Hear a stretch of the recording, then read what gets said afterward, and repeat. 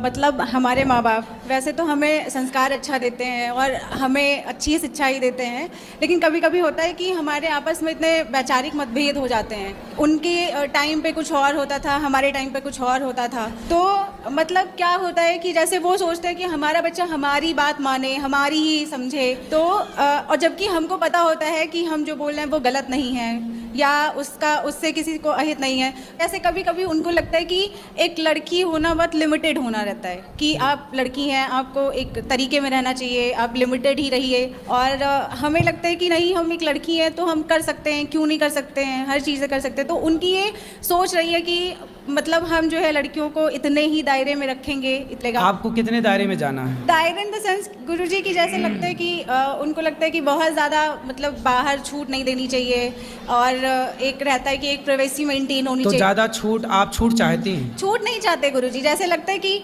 कभी कभी हमारे घर में हो जाता है कि अगर हमको बाहर स्टडी के लिए जाना है तो हमारे घर में ये रहा कि नहीं, आप लड़की हैं तो आपको रहना चाहिए, नहीं बाहर जाना चाहिए। तो फिर आप स्टडी करने बाहर नहीं जाती? नहीं, मैं बाहर नहीं गई। ठीक है, तो आप क्या चाहते हैं कि आप भी बाहर जाती?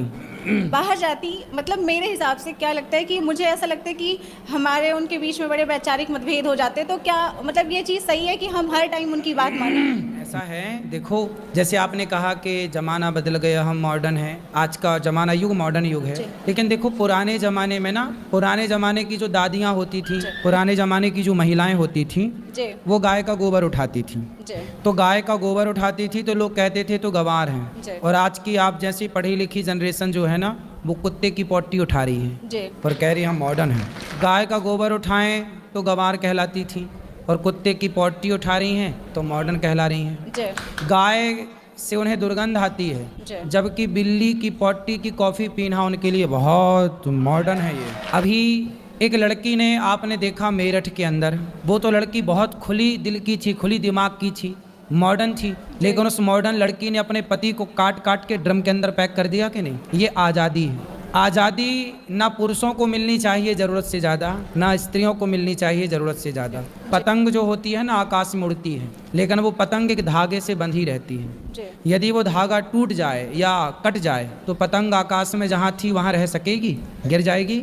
आप यदि बेटा सुरक्षित हो, सुखी हो, तो बस आपकी जो माँ बार बार आपको रोकती टोकती है, उसका रोकना टोकना ही आपको आगे बढ़ाने में सहयोग कर रही है। वो रोक टोक जरूरी है। सूर्पनखा को कोई रोकने वाला नहीं था। आजकल जिस लड़की को रोकने वाला कोई नहीं है, और लड़की यदि ना रुके माँ बाप के रोकने से, तो देख लेना वो सूर्पनखा बन के ही लौटेगी।